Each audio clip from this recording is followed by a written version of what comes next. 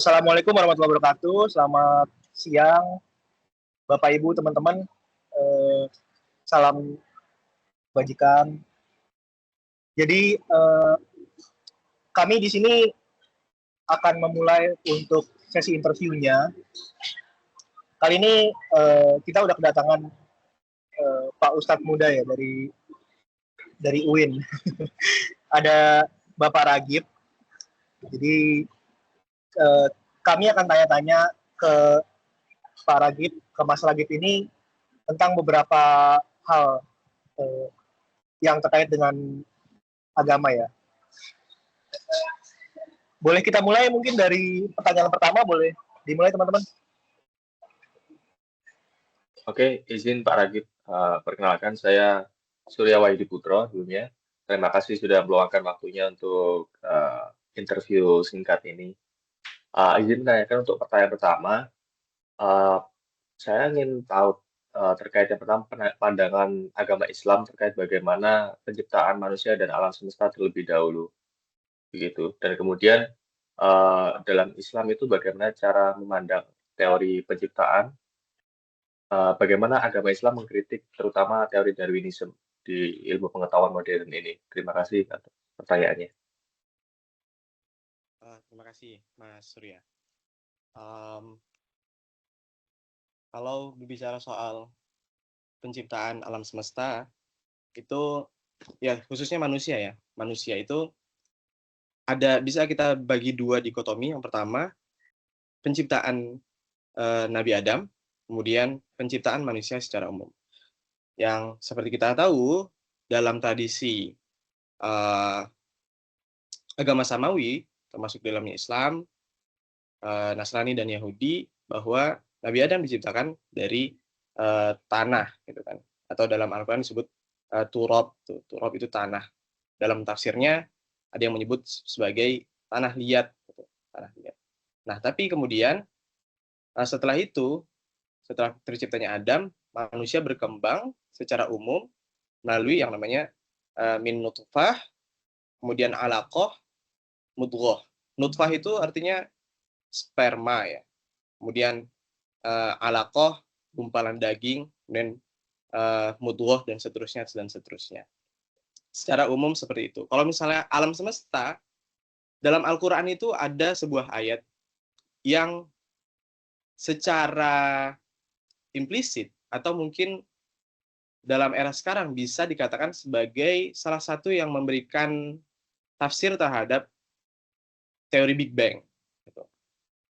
Itu kalau misalnya kita berbicara secara umum. Tapi kalau misalnya kita berbicara secara metafisika atau mistisme dalam Islam, itu akan lebih kaya lagi nuansanya. Misalnya, Ibnu Arabi mengatakan bahwa alam semesta itu diciptakan terlebih dahulu, baru kemudian manusia diciptakan.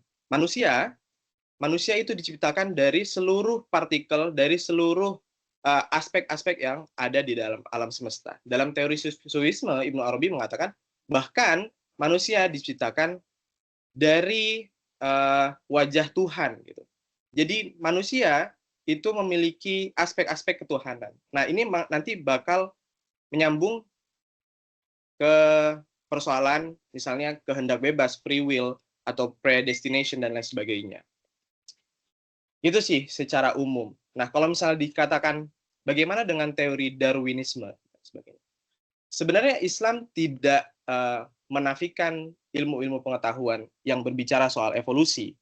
Hanya saja, memang yang dikatakan evolusi dalam Al-Quran itu bukan manusia, tapi makhluk lainnya. Nah, di dalam Al-Quran, manusia ya itu tadi, tercipta dari sperma, kemudian ada segumpalan daging, dan seterusnya. Bahkan nenek moyang kita itu diciptakan langsung oleh Tuhan. Jadi Islam mengkritik Darwinisme dalam soal asal-usul manusia. Itu kan suatu hal yang fundamental. Jadi asal-usul manusia bukan ada karena sebuah evolusi. Tetapi ya memang Tuhan menciptakan manusia seperti itu sejak awal. Kemudian kenapa teori Darwinisme itu dikritik? Karena pandangannya yang materialistik. Dianggap bahwa teori evolusi ini menafikan sisi ketuhanan, bahwa teori ini menafikan campur tangan Tuhan dalam penciptaan manusia. Nah, itu yang dikritik oleh Islam terhadap teori Darwinisme secara umum. Meskipun ada beberapa orang yang mengatakan, ya mungkin saja, karena dalam Al-Quran itu ada namanya ayat mutasyabihat. Ayat mutasyabihat itu artinya ayat yang bisa multitafsir. Kalau misalnya kita ingin menafsirkan Al-Quran yang mutasyabihat itu mendukung teori evolusi, sebenarnya bisa saja. Gitu. Cuman dalam Al-Quran itu dikatakan bahwa Al-Quran itu didesain menggunakan bahasa Arab sehingga kamu dapat memahaminya. Maksudnya apa? Kalau kita ingin menafsirkan Al-Quran, maka kita harus merujuk pada kaedah-kaedah kesusastraan Arab. Jadi tidak bisa hanya sekadar, oh ini bisa secara tafsir, bisa saja mendukung evolusi. Tapi apakah itu sesuai dengan kesusastraan Arab atau tradisi berbahasa Arab? Nah, itu menjadi sesuatu yang berbeda lagi soalnya. Mungkin itu yang bisa saya jawab. Baik, Baik. terima kasih Pak Ragib. Bisa kita lanjut ke pertanyaan kedua, Mas Ragib dan teman-teman. Silakan. Baik, selanjutnya saya Syifa Mandalaura izin bertanya. Jadi dalam pandangan Islam, apa yang menjadi penyebab utama manusia melakukan dosa atau kejahatan? Lalu gimana dalam Islam menjelaskan hubungan antara nafsu, godaan setan, dan kehendak bebas manusia dalam terjadinya perbuatan dosa tersebut, Pak? Oke.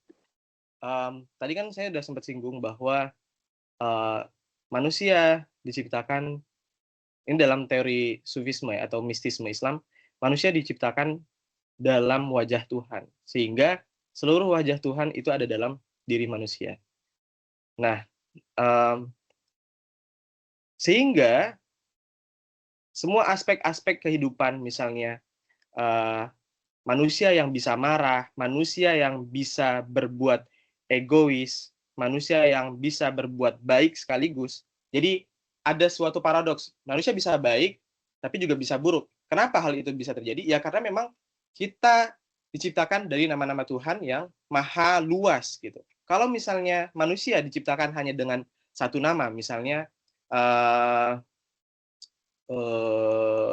dalam nama Maha Kuasa, mungkin kita akan selalu bersikap sewenang-wenang dan tidak memaafkan seseorang. Nah, tapi karena kita diciptakan dengan nama Tuhan yang maha luas, maka kita bisa memiliki sifat-sifat yang juga baik, bisa juga buruk, dan lain sebagainya. Kalau dalam Al-Quran sendiri, manusia itu didefinisikan berbeda-beda secara letterlek, secara bahasa. Kadang-kadang manusia itu disebut dengan basor, kemudian kadang disebut dengan insan, kemudian kadang juga disebut dengan annas. Semua pemilihan kata ini akan memberikan konsekuensi yang berbeda.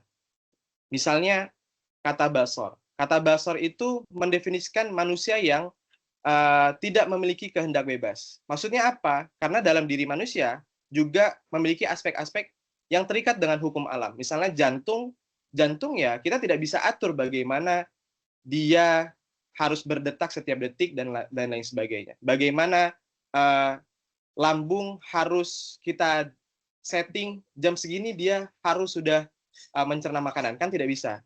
Itu yang disebut basor, bahwa dalam aspek manusia pun ada sisi-sisi yang terbatas atau yang disebut dengan musayyar.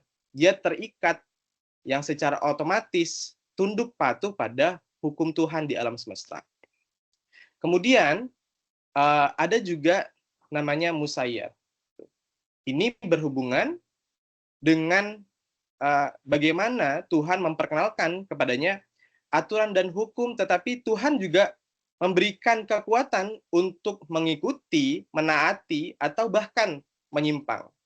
Ini musayyar, yang biasa dalam Al-Quran itu disebutkan al-insan dan an-nas. Nah, jadi definisi manusia al-insan dan an-nas inilah yang memberikan peluang manusia bisa menyimpang. Karena ada aspek musayyar tadi. Kalau misalnya mukhayyar tadi tunduk patuh terhadap hukum Tuhan, tapi musayyar yang didefinisikan sebagai al-insan atau an-nas, inilah yang menjadi peluang manusia bisa melakukan dosa, bisa melakukan kejahatan, menyimpang dari aturan-aturan Tuhan. Karena memang Tuhan sendiri yang mendesain seperti itu. Kalau kita berbicara soal kehendak bebas, free will, atau predestination, atau Jabariyah, sebenarnya hal ini sudah dibicarakan sejak lama. Ada perdebatan-perdebatan di dalamnya. Misalnya, ada yang ekstrim banget, misalnya dalam teologi Mu'tazilah, yang sangat mendukung free will, gitu, bahwa Tuhan menciptakan daya kepada manusia atau suatu kualitas sehingga manusia bebas untuk berbuat apa yang ia ingin lakukan. Kemudian ada juga Asy'ariyah, kemudian ada juga Maturidiyah, kemudian ada juga yang ekstrim kanannya, Jabariyah namanya, itu benar-benar mengatakan bahwa manusia tidak punya free will, bahwa semua yang kita lakukan di dunia ini itu adalah kehendak Tuhan. Gitu. Kalau dikaitkan dengan nafsu godaan, kita kesampingkan Jabariyah ya, karena saya kira kalau misalnya kita berbicara kebebasan manusia, Jabariyah tidak masuk, karena kalau misalnya Jabariyah, maka dia predestination. Semua hal itu sudah ditentukan oleh Tuhan. Maka kita alihkan ke teologi yang lain, mazhab yang lain. Kalau misalnya kita berbicara soal nafsu, godaan setan, kemudian kehendak bebas, maka nafsu itu memang diciptakan atau manusia memang diberikan suatu aspek yang namanya nafsu kepada kita. Hanya manusialah yang memiliki itu. Kemudian nafsu ini adalah bagian internal kita. Makanya Nabi Muhammad mengatakan sebenarnya musuh kita itu bukan syaitan, tapi ya nafsu kita sendiri, kan gitu. Jadi nafsu ini adalah suatu aspek internal yang perlu kita jaga. Kemudian godaan setan adalah aspek eksternal. Bagaimana dia membuat hal-hal yang menyimpang itu kemudian terlihat sangat wow sekali, sangat indah sekali, sangat menarik sekali. Bertemulah dengan kehendak bebas. Jadi aspek internal dan eksternal ini akan mempengaruhi kehendak bebas manusia. Kalau misalnya keimanan, ketakwaan kita tidak bisa membentengi aspek internal dan eksternal kita, maka kebebasan manusia akan menjadi negatif. Tapi kalau misalnya kita bisa membentengi hal-hal internal dan eksternal yang buruk itu, maka ya hasilnya akan negatif. Gitu, saya kira. Baik, makasih ya Pak. Baik, cukup mencerahkan ya untuk bagian manusia dan dosa ini. Kita lanjut ke pertanyaan ketiga ya.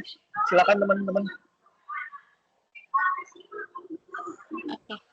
Untuk pertanyaan ketiga, dalam Islam itu tidak ada konsep penebusan dosa oleh orang lain. Lalu bagaimana cara seorang muslim untuk mendapatkan pengampunan dari Allah, dan seberapa penting sih hubungan antara amal baik dan taubat dalam kehidupan seorang muslim? Ya, betul sekali, memang tidak ada konsep pengampunan dosa, penebusan dosa, dalam Islam. Tapi ya ada pengampunan itu yang disebut dengan taubat, yang sangat-sangat individual. Cuman begini, ya memang Allah itu pengampunannya sangat-sangat luas sekali.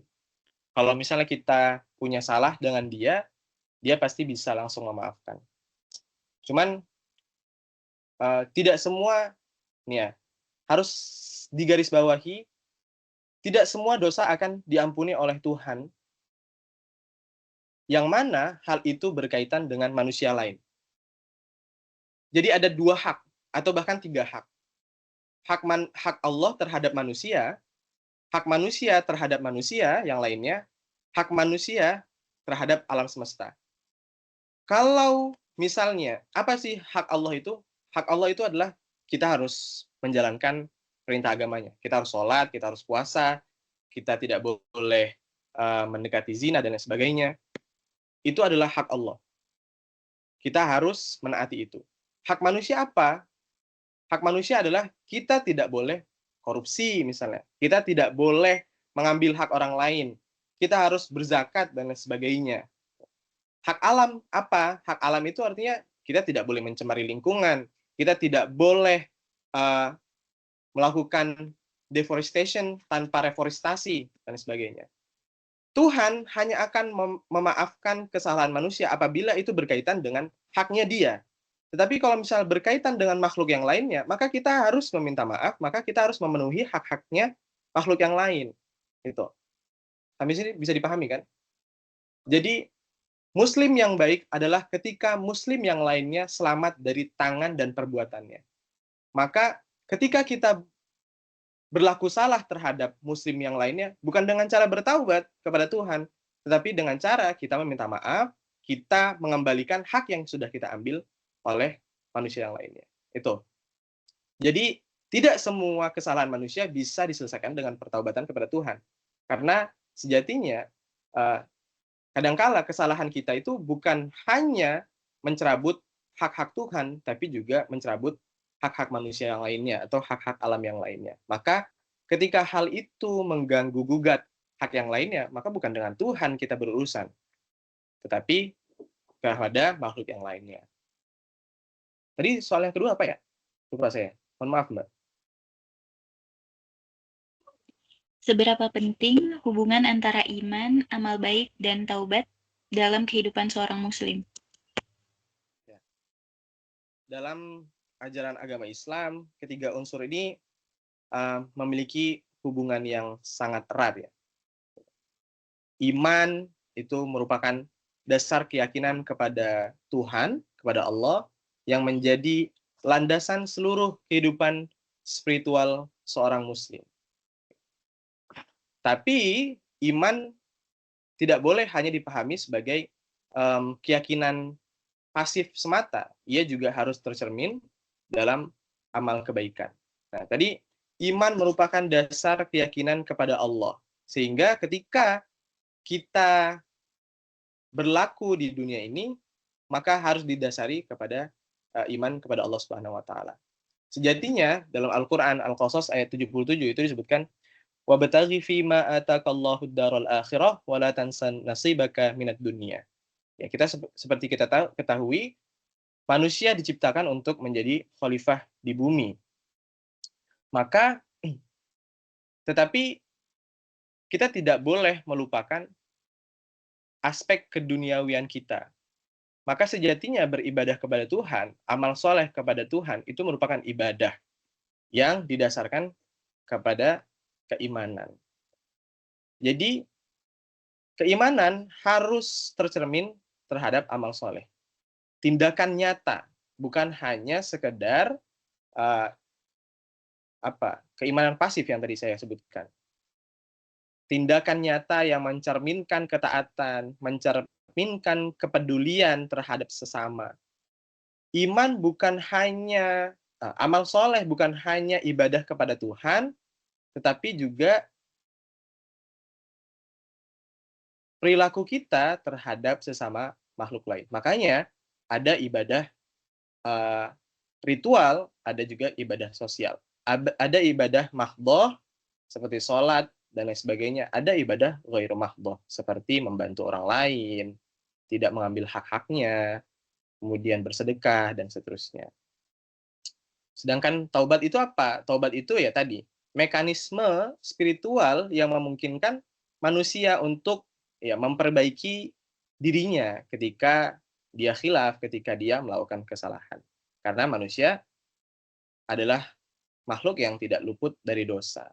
Taubat adalah sebuah sarana untuk kembali kepada Tuhan. Tapi tadi catatannya bahwa tidak semua hal di dunia ini bisa diselesaikan dengan persoalan dengan cara bertaubat. Jika hal itu berkaitan dengan hak-hak makhluk yang lainnya. Kalau berkaitan dengan hak-hak makhluk yang lainnya, maka taubat saja tidak cukup.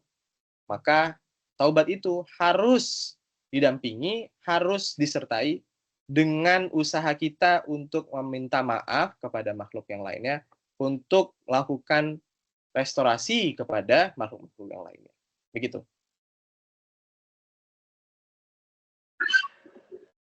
Iya, tadi Baik, terima kasih.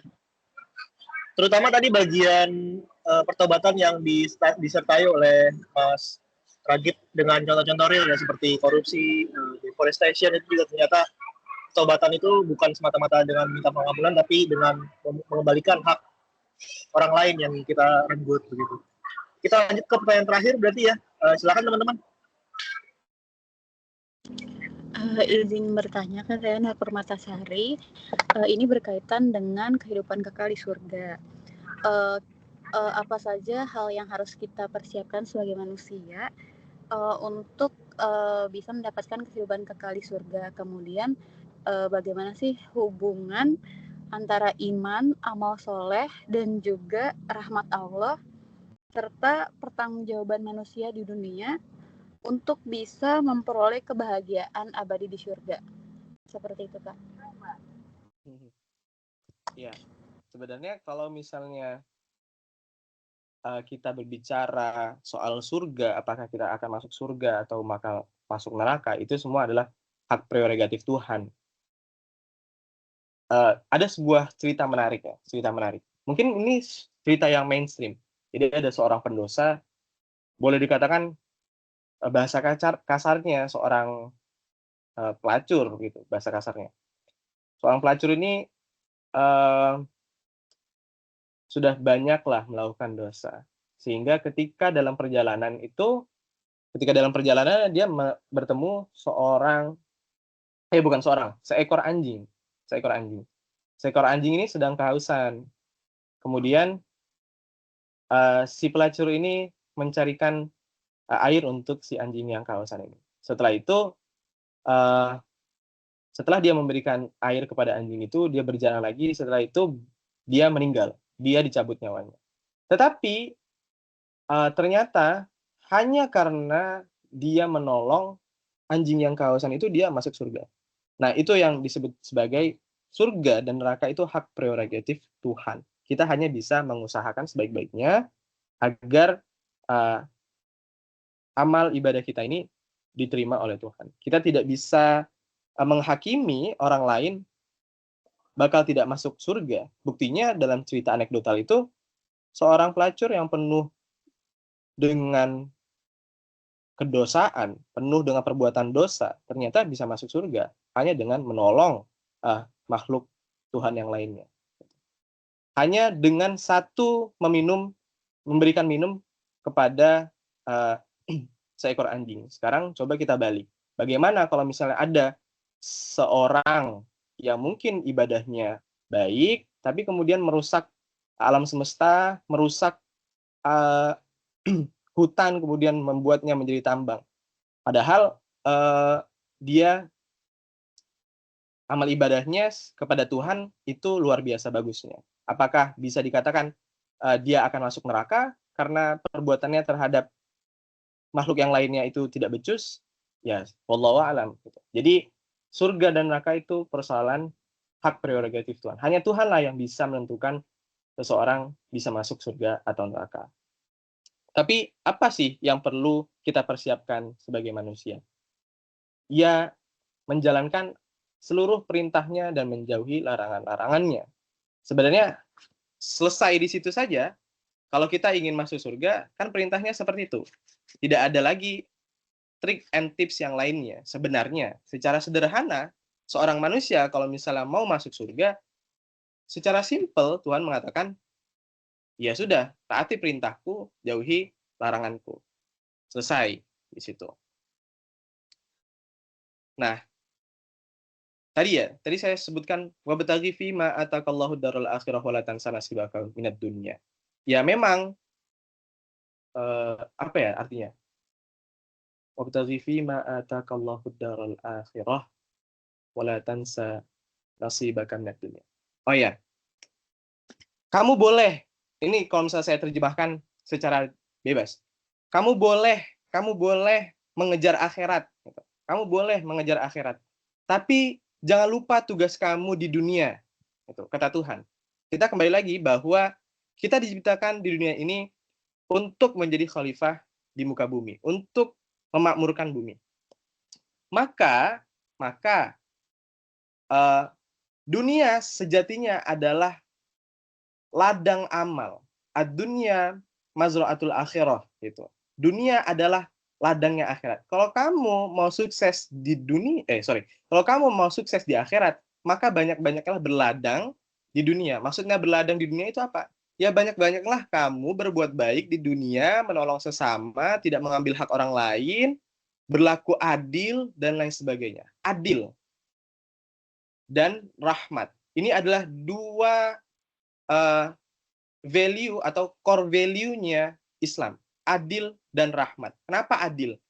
Karena adil merupakan perintah agama. Bahkan ketika kita bertemu dengan orang yang kita benci, kita harus berbuat adil. Dalam Al-Quran surah Al-Maidah itu disebutkan, Ya ayyuhalladzina amanu kunu qawwamina lillahi syuhada'a bil qist wa la yajrimannakum syana'anu qaumin ala alla ta'dilu.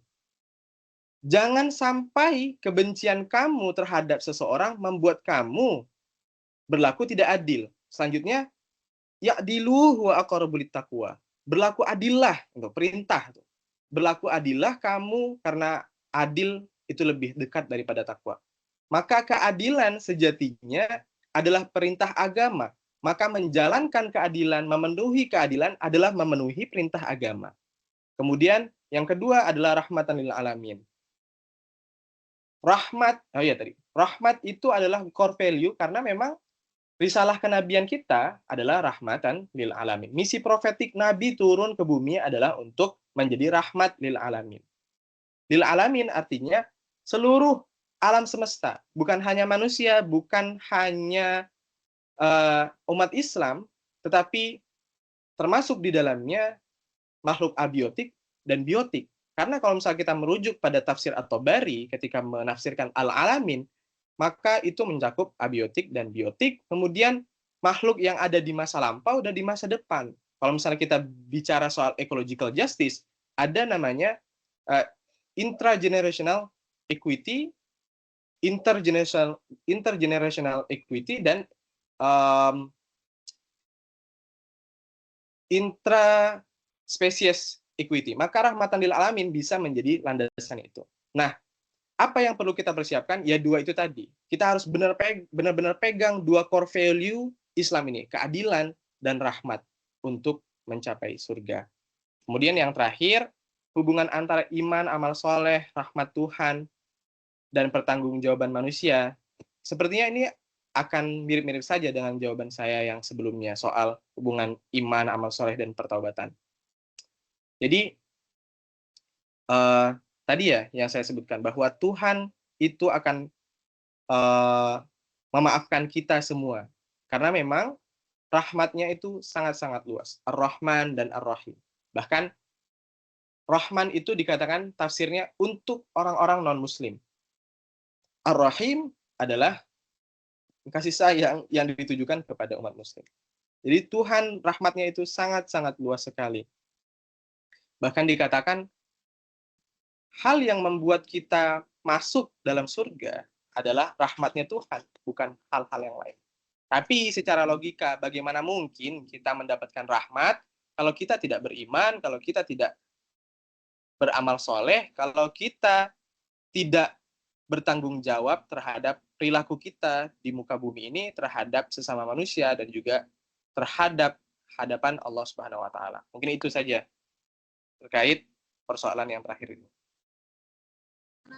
Baik, terima kasih Pak. Sama.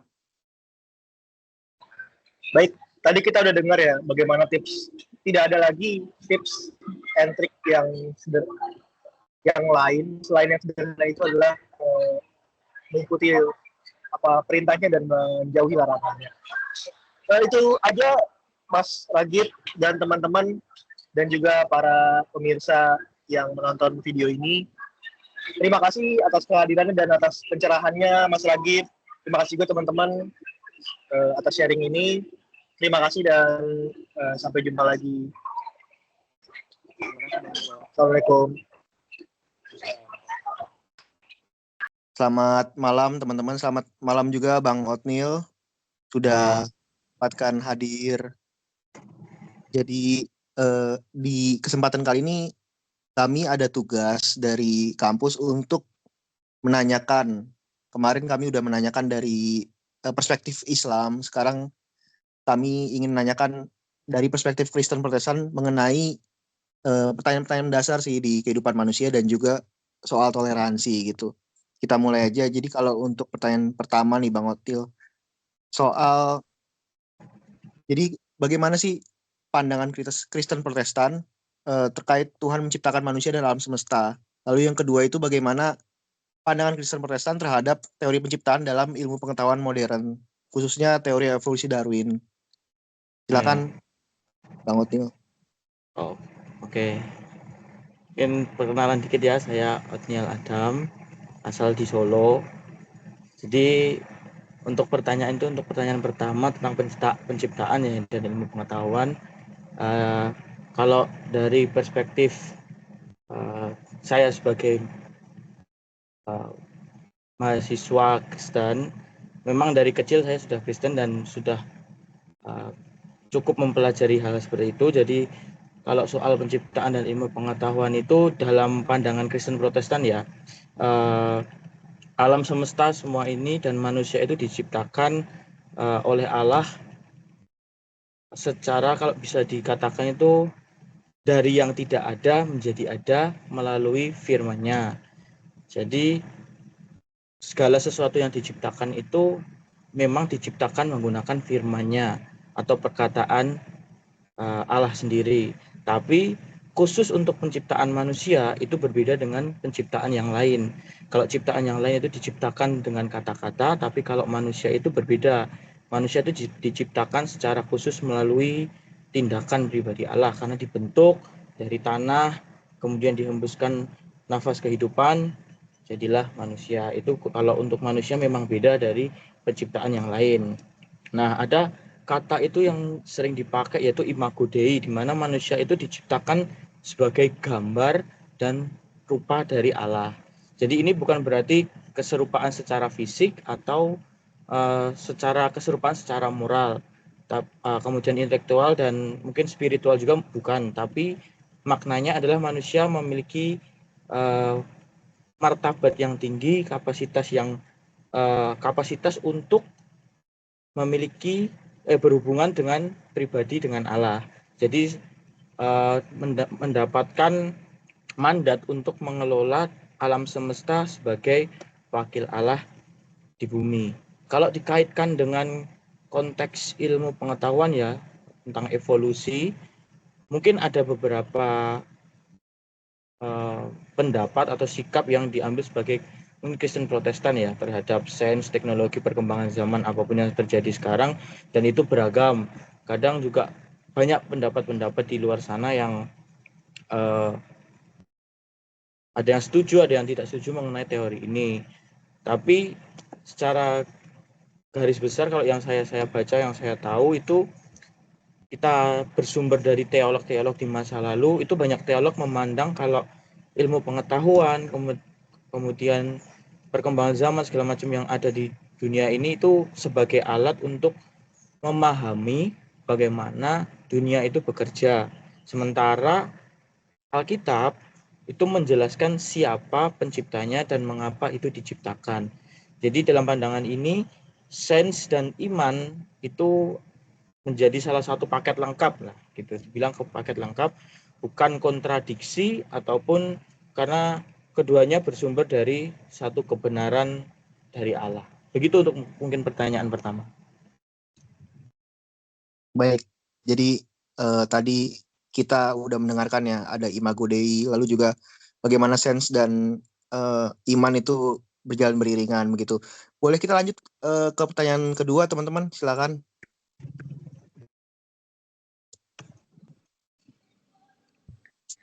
Baik Kak, aku mau nanya, menurut pandangan Kristen itu, apa yang menjadi penyebab utama manusia melakukan dosa atau kejahatan? Terus bagaimana hubungan antara keinginan dalam diri manusia, godaan dari luar seperti iblis, dan kehendak bebas dalam terjadinya perbuatan dosa tersebut?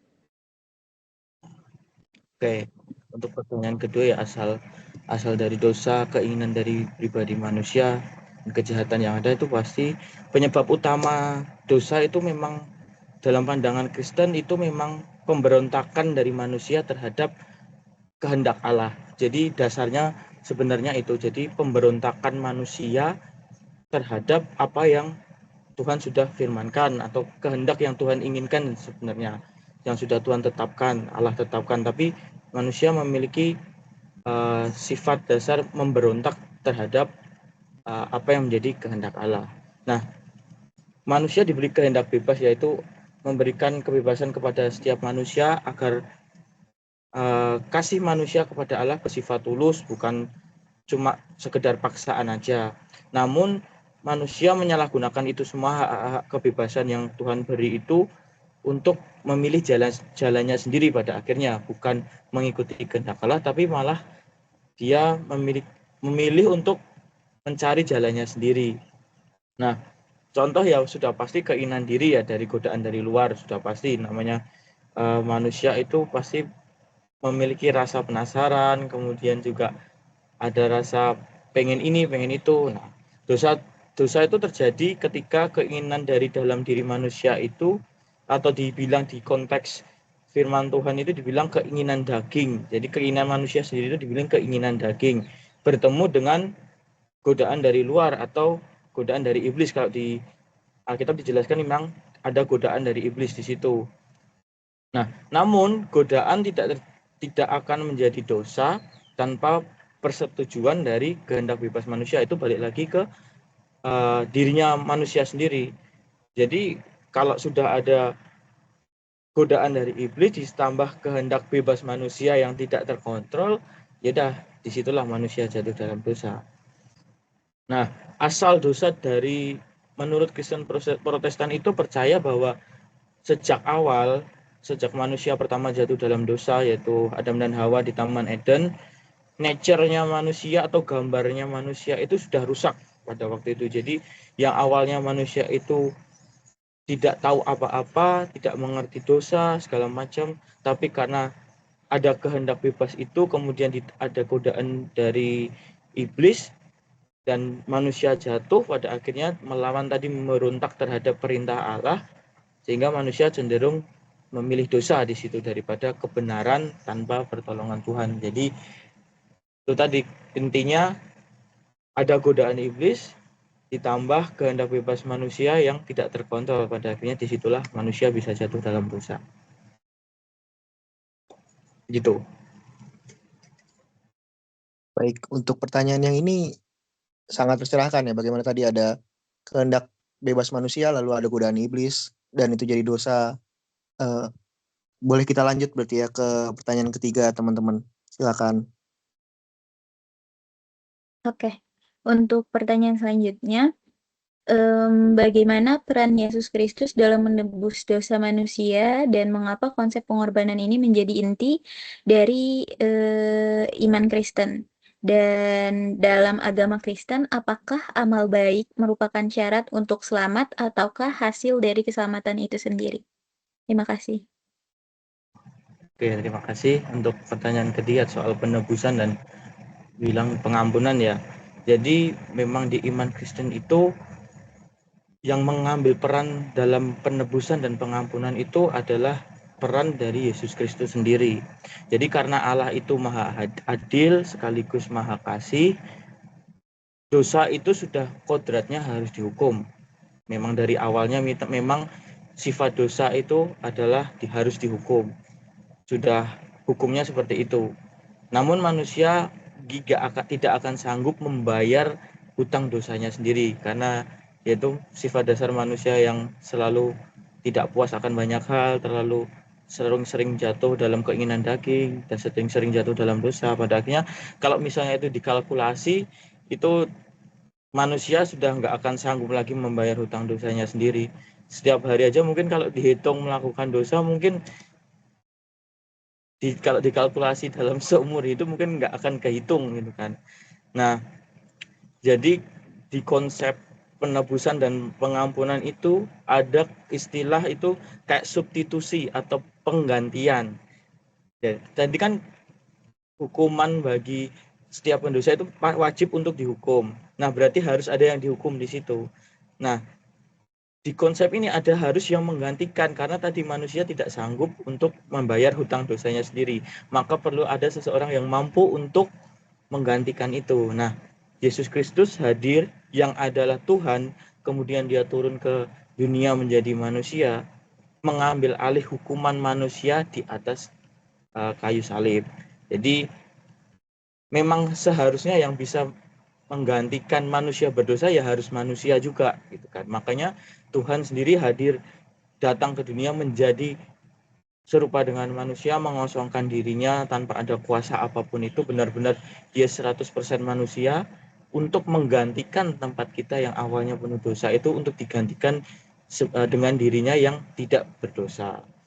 Jadi inti dari iman Kristen sendiri, pengorbanan ini menjadi inti karena menunjukkan bahwa pendamaian, kemudian itu tadi ya, pendamaian itu hanya mungkin terjadi melalui inisiatif Allah sendiri, bukan hasil usaha dari manusia. Karena kalau dipikir-pikir tidak akan mungkin manusia bisa mengusahakan itu.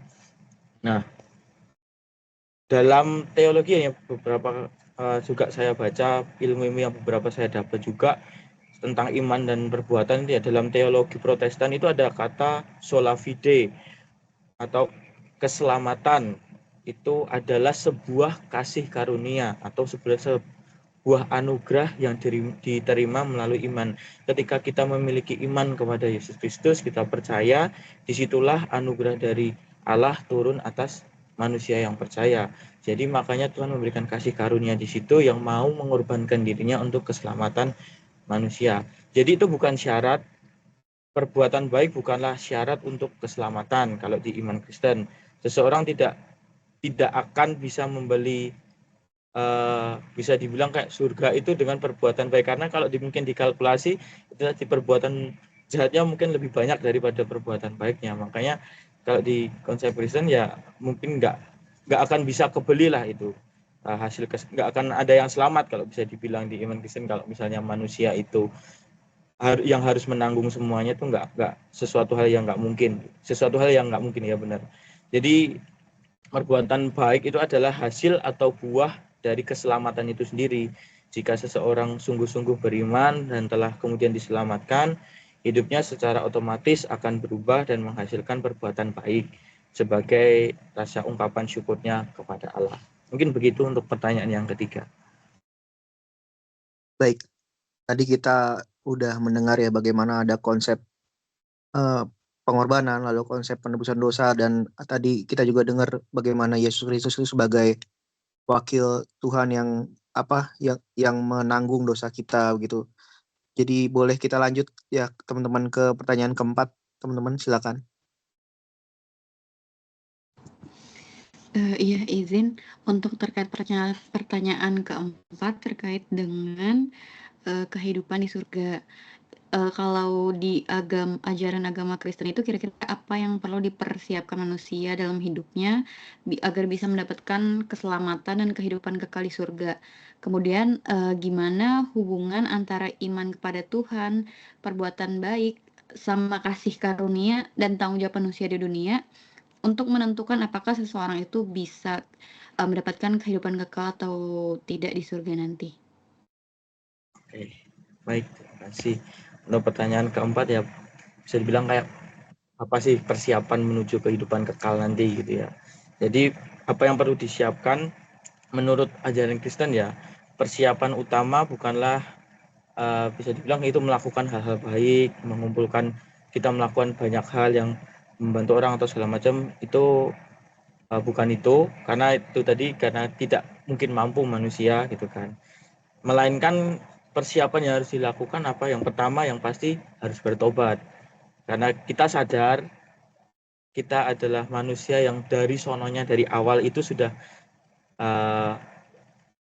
sumber dosa itu adalah yaitu manusia itu adalah memang kodratnya itu adalah yang selalu melakukan dosa, menyadari ketidakmampuan kita, keberdosaan kita, dan kita tidak stuck di situ, kita tidak berhenti di situ, tapi kita sadar dan kita berbalik lagi kepada kehendak Allah tadi yang di awal. Jadi apa yang Tuhan kehendaki dalam hidup manusia, dalam diri kita, nah kita balik lagi ke sana. Kemudian yang kedua, apa yang perlu disiapkan ya sudah pasti dari awal ketika kita mengimani ingin menjadi Kristen, ya kita harus menerima Yesus Kristus, mengakui Yesus Kristus sebagai Tuhan dan Juru Selamat pribadi kita. Jadi itu adalah pondasi iman Kristen, dasar dari iman Kristen itu karena kita harus sadar dan kita mengakui bahwa Yesus Kristus itu sebagai Tuhan dan Juru Selamat pribadi kita. Kemudian setelah kita bertobat, kita menerima Yesus dan mengakui Yesus sebagai Tuhan dan Juru Selamat. Yang ketiga, kita harus mau hidup dalam pengudusan. Artinya kita berusaha hidup sesuai dengan kehendak Allah melalui bimbingan dari Roh Kudus. Karena kita hidup di dunia ini, kita tetap diberi penolong untuk kita bisa mempertahankan ketika kita sudah mempunyai komitmen untuk mau berusaha ya untuk hidup sesuai dengan apa yang kehendak Allah mau inginkan dalam hidup kita. Di dunia ini Tuhan sudah beri penolong yaitu Roh Kudus untuk memampukan kita supaya kita bisa hidup sesuai dengan kehendak Allah, apa yang Tuhan inginkan dalam hidup kita. Kemudian untuk hubungan iman, perbuatan, dan anugerah, jadi hubungan ini tuh dapat digambarkan bisa dibilang kayak di alur ya, itu seperti ada anugerah dari Allah dan kemudian iman manusia di situ, karena anugerah Allah ada tumbuh iman manusia di situ. Ketika ada iman manusia, terjadilah ada keselamatan yang diberikan di situ. Nah, efek dari keselamatan itu adalah perbuatan baik gitu. Jadi dasar utamanya yaitu grace atau kasih karunia. Dasar utamanya memang itu Allah yang pertama kali menjangkau manusia. Jadi ketika kita jatuh dalam dosa itu, Allah sendiri itu tidak lepas dari kita, tapi Allah itu melihat kita, mencari kita, yuk kita balik lagi. Allah yang pertama kali menjangkau kita, yuk balik lagi, jangan terus-terusan hidup dalam dosa, jangan terus hidup dalam hal-hal yang nggak benar. Kemudian kalau dalam iman itu, tangan manusia yang menerima uluran dari tangan Allah. Jadi ketika kasih karunia diberikan, Tuhan itu mau datang ke dunia, mau menyelamatkan kita, tugas kita, iman kita harus kita ya meresponi hal itu. Meresponi Tuhan cari, ya kita harus mau mendapatkan, istilahnya seperti itu. Jadi tangan kita itu, tangan manusia itu yang menerima uluran tangan dari Allah. Kemudian tanggung jawab, manusia itu bertanggung jawab untuk memelihara imannya dan menjadi saksi kasih Allah di dunia melalui perbuatan baik. Itu adalah buah dari iman itu sendiri. Jadi konsep dasarnya adalah memang basicnya adalah kasih karunia, kemudian dari kasih karunia akan timbul iman, kepercayaan. Melalui iman kepercayaan, disitulah kita akan mempertahankan atau mau melakukan kehendak Allah dengan melalui perbuatan baik yang bisa kita lakukan setiap harinya. Jadi kesimpulannya itu kebahagiaan kekal di surga itu ditentukan oleh, bisa dibilang kayak relasi lah, hubungan seseorang manusia itu dengan Kristus sendiri, bukan oleh hitungan boleh hitungan perbuatan baik atau segala macam, tidak, tapi memang konsep dasar iman Kristen jadi ditentukan oleh relasi atau hubungan seseorang dengan Kristus sendiri. Jadi kalau perbuatan baik itu adalah buah atau bukti bahwa iman kita itu tetap hidup, iman kita itu tetap berfokus kepada Allah sendiri. Seperti itu. Baik, Bang Otnil, tadi kita sudah mendengar ya bagaimana hubungan antara iman, grace, dan perbuatan baik. Lalu juga tadi yang dipersiapkan kita selama hidup di dunia adalah pertobatan. Itu yang paling penting gitu tadi disebutkan. Baik, lanjut ke pertanyaan terakhir ya dari Surya. Silakan Surya. Oke, Mas Odil, mau tanya terkait kasus penutupan gereja Tesalonika di Teluk Naga, Tangerang oleh Satpol PP dan warga yang kemarin itu sempat viral, yang katanya karena masalah perizinan dan alih fungsi bangunan. Nah, eh, apakah menurut Mas Odil ini murni karena kesalahan izin atau ada masalah intoleransi sebenarnya? Karena beberapa pihak ada yang menilai kalau ini warga atau masyarakat di sana sudah toleransinya baik. Kalau misal memang ada kekurangan izin atau kesalahan izin, sebaiknya dibantu bukan malah ditutup. Namun ada juga pihak yang berperspektif kalau memang uh, perizinan itu belum benar, ya maka harus diluruskan dengan cara ditutup. Nah, menurut Mas Onil itu bagaimana? Dan kalau bisa harapan Mas Onil terkait toleransi antar umat beragama ke depannya bagaimana? Ya, untuk kasus itu ya yang memang baru viral akhir-akhir ini. Jadi kalau menurut saya ya sebenarnya intinya dari semua yang menyebabkan terjadinya hal tersebut itu harus ada peran aktif dari pemerintah sebenarnya hal itu. Karena seharusnya pemerintah itu menjadi jembatan atau menjadi apa ya, bisa dibilang kayak tokoh utama yang menengahi hal-hal tersebut. Kalau memang soal perizinan yang dipermasalahkan soal perizinan bangunan apa segala macam itu, ya seharusnya pemerintah hadir di situ. Atau mungkin kalau misalnya ada sikap intoleran atau tidak ada menerima karena ada oknum atau ada ketidaksetujuan akan suatu hal, ya pemerintah harus hadir di situ.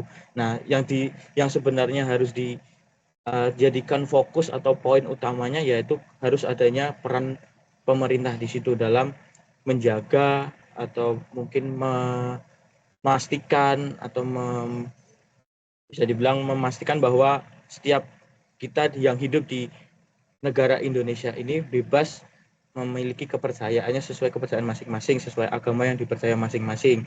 Karena kan itu adalah haknya setiap kita manusia di negara Indonesia ini, bebas, kita diberi kehendak bebas untuk kita memilih kepercayaan kita masing-masing.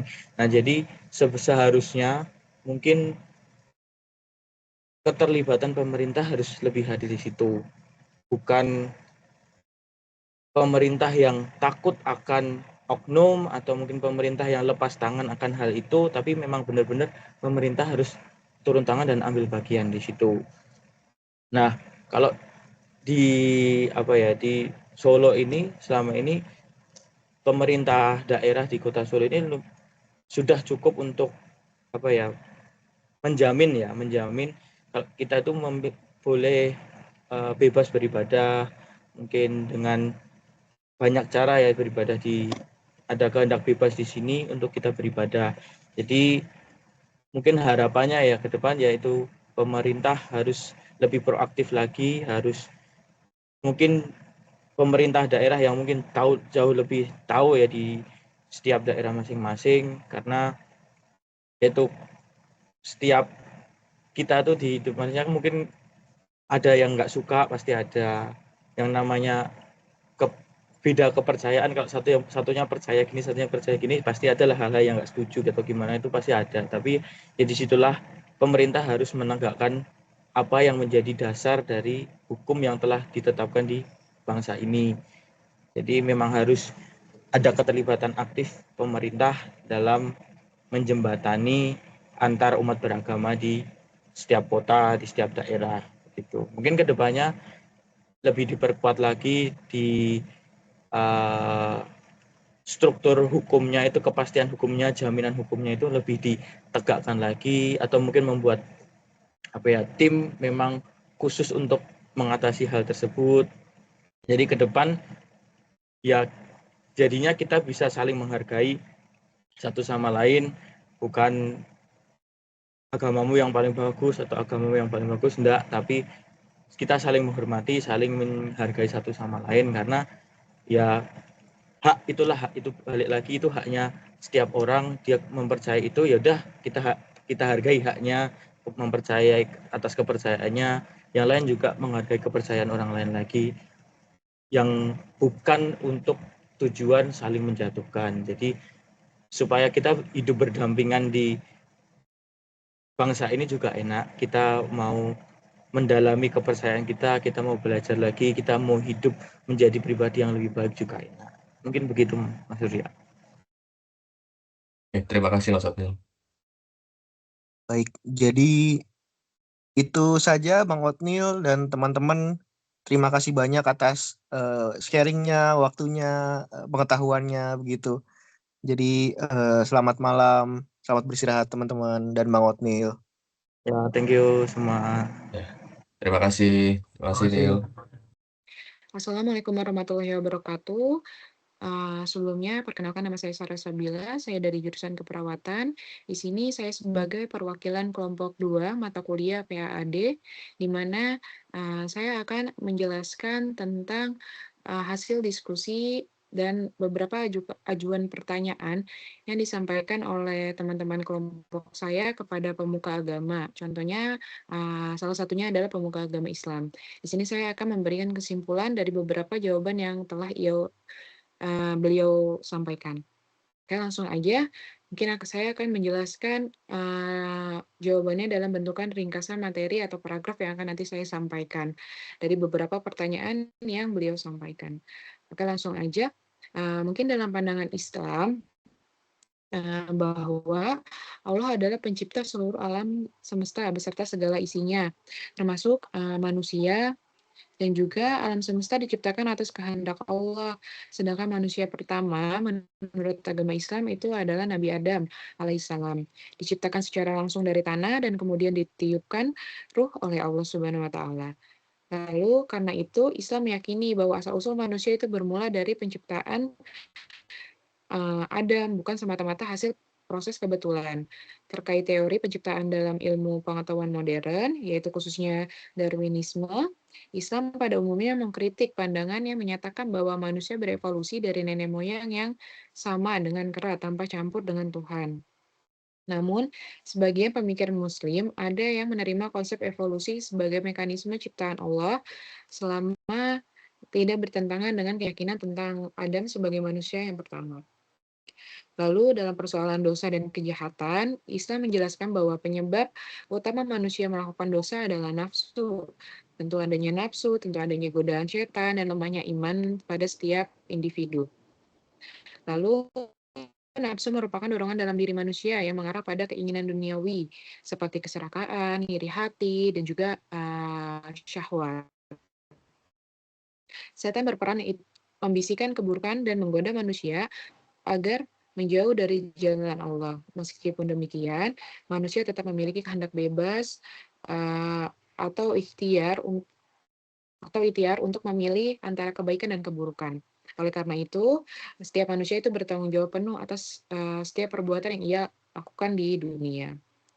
Lalu mengenai pengampunan dosa, Islam tidak mengenal konsep penebusan dosa oleh orang lain. Jadi, setiap individu yang memikul tanggung jawab atas dosa yang dilakukannya sendiri, seorang muslim itu mendapatkan ampunan dari Allah melalui taubat yang sungguh-sungguh, yaitu menyesali dosa, berhenti melakukannya, bertekad untuk tidak mengulanginya, serta memperbaiki kesalahannya yang lalu. Selain itu, amal soleh seperti sholat, sedekah, puasa, dan perbuatan baik lainnya juga menjadikan sarana untuk menghapus dosa. Dalam kehidupan seorang muslim, iman, amal saleh, dan taubat memiliki hubungan yang sangat erat karena iman menjadi dasar keyakinan, amal soleh menjadi bukti keimanan, dan taubat menjadi jalan perbaikan diri ketika melakukan kesalahan. Lalu untuk memperoleh kehidupan kekal di surga, Islam mengajarkan bahwa manusia itu harus mempersiapkan diri dengan memperkuat iman, dan juga memperbanyak amal soleh serta senantiasa bertaubat dan istiqomah dalam kebaikan. Surga bukan hanya ditentukan oleh amal, tetapi juga oleh rahmat Allah. Meskipun demikian, setiap amal perbuatan manusia di dunia akan dimintai pertanggungjawaban pada hari akhir. Dengan demikian, kebahagiaan abadi di surga ditentukan oleh hubungan yang seimbang antara iman yang kuat, amal soleh, dan juga taubat yang tulus serta rahmat Allah dan tanggung jawab manusia atas setiap perbuatannya selama hidup di dunia. Mungkin itu saja yang dapat saya sampaikan. Kurang lebihnya saya mohon maaf. Wabillahi taufiq wal hidayah. Wassalamualaikum warahmatullahi wabarakatuh. Terima kasih.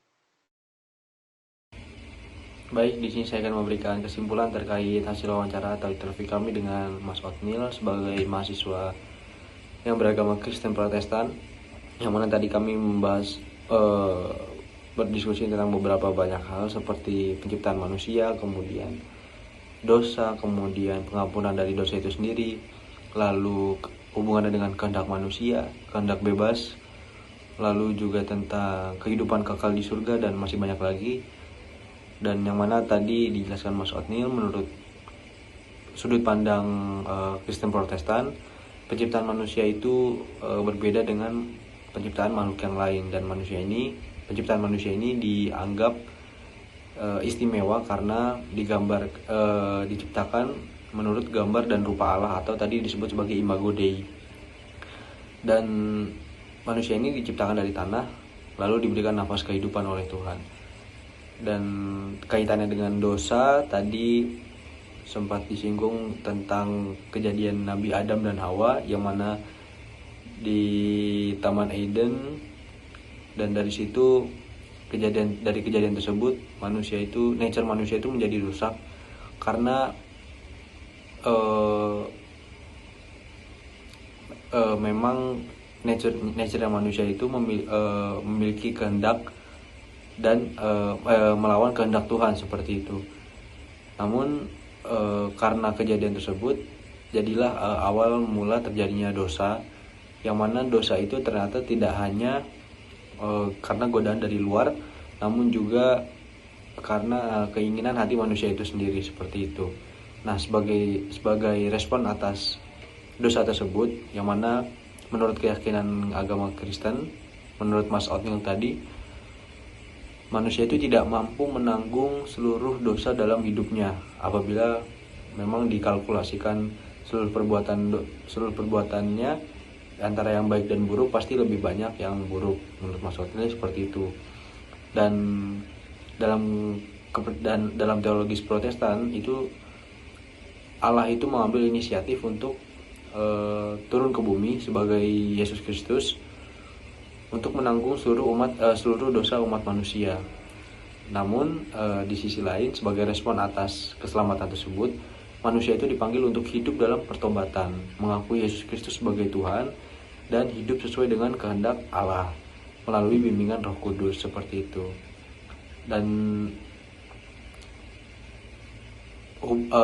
hubungannya dengan kehidupan yang kekal di surga nanti, jadi kehidupan kekal di surga nanti itu ditentukan oleh hubungan pribadi manusia dengan Allah. Jadi bukan hanya semata-mata perbuatan baik manusia di muka bumi seperti itu. Kami tadi juga menyinggung terkait penutupan gereja di Tangerang kalau tidak salah, yang viral akhir-akhir ini, yang mana tadi Mas Otnil itu lebih menekankan kepada peran pemerintah terkait masalah ini, baik karena masalah ini disebabkan oleh perizinan ataupun masalah intoleransi, pemerintah harus lebih aktif dalam menangani masalah-masalah seperti ini, seperti itu. Dan harapannya dari Mas Otnil untuk kedepannya bangsa Indonesia dapat hidup berdampingan antar umat beragama, dapat saling menghargai, saling menghormati, dan tentunya itu harapan kita semua. Dan semoga untuk kedepannya Indonesia dapat menjadi bangsa yang lebih rendah hati, lebih menghormati satu sama lain, entah itu berbeda agama atau suku atau apapun. Dan ya mungkin itu yang bisa saya sampaikan, kurang lebihnya mohon maaf. Terima kasih.